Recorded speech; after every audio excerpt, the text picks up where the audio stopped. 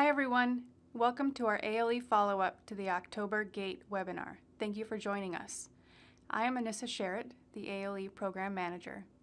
The GATE webinar series is a great resource to educators in Washington, and we plan to partner with the GATE team throughout the school year to provide a brief follow-up to their monthly webinar series to discuss how the topic relates to ALE programs. Our goal is to expand their viewership and ensure the important information that they share is available, along with specific relevance to ALE programs. Today we will be talking about how the October webinar on Rethinking Discipline, a systems approach to supporting positive behavior, relates to alternative learning experience programs. We want to send a special thank you to Keffy Anderson and Josh Lynch from OSPI for putting on the full webinar on October 11th, along with the team from Battleground School District for sharing their story of rethinking discipline. Our goals for today include building common language and understanding around how behavior and discipline rules are understood within programs using an alternative learning experience model. We will discuss why these topics and regulations are relevant in an ALE model and how we can learn from other programs. Lastly, we will share some available resources on and how you can start the next steps in talking about behavior and discipline in your programs. With the goal of reducing disparities in the administration of student discipline and not taking away the opportunity to engage in education as a punishment for behavior violations, House Bill 1541 put new regulations in place regarding student discipline during the 2016 legislative session. Here you will see the current rules regarding student discipline, which include rules on district policies and procedures, the length and conditions of a long-term suspension, in addition to the requirement of continuation of educational services during the time in which a student is suspended or expelled.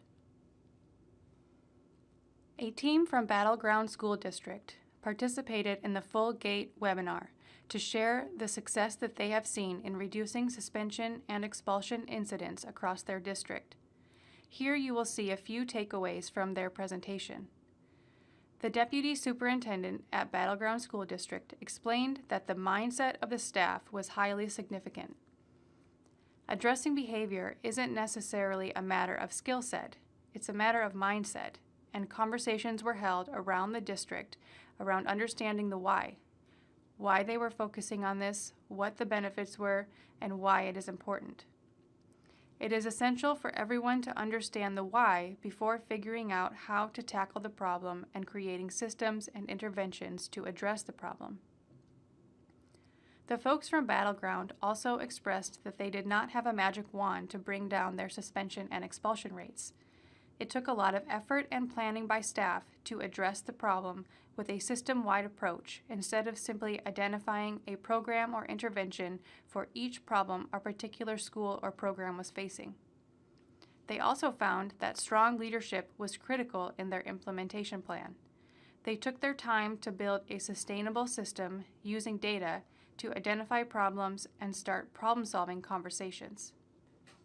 If you are interested in hearing more from the representatives from Battleground, please check out the full webinar for more specifics and details on how they tackled behavior and discipline. How is all this relevant to ALE programs? ALE is flexible and non-seat based. Because of this, it can be a good alternative for students struggling in a traditional environment, whether for academic or social emotional reasons. If your program is experiencing high numbers of behavior violations or is being considered as an interim placement for a student serving a long-term suspension or expulsion, there are some important factors to consider. First, what is the time frame of the suspension? It may not be realistic for the ALE program to intake, enroll, and develop a written student learning plan for a short-term suspension. What is the communication plan with the sending school during the transition, and how will the continuation of the student's credits and/or coursework be supported to ensure the student is able to maintain consistent instruction and does not lose the opportunity to earn credit for the academic term? What are the long-term goals of the student, and is there a program or school available that might be a better fit once the suspension or expulsion has expired? Furthermore, how will the ALE program work towards barrier reduction with the student, as the suspension or expulsion may be a symptom of a larger problem? Lastly, is the staff prepared? Has the staff discussed the why? Do they have a solid understanding of why the ALE program is providing an alternative setting for students on suspension or expulsion? Are they invested in the why before the program determines policies and procedures for how the systems will work? We in the Alternative Learning Department want to be prepared to assist programs in this work, especially if we begin to see an influx in ALE programs serving students as an alternative to suspension. We will be working in collaboration with the Student Discipline Department at OSPI to develop guidance and support for ALE programs over the coming months. Whether or not your program experiences a high volume of behavior incidents or is being considered as an alternative to suspension, there are some important next steps to ensure you are prepared for possible incidents. First, know your district policies and procedures around behavior and discipline. Participate in the discipline training modules developed by OSPI and reflect on how they are applicable to your setting.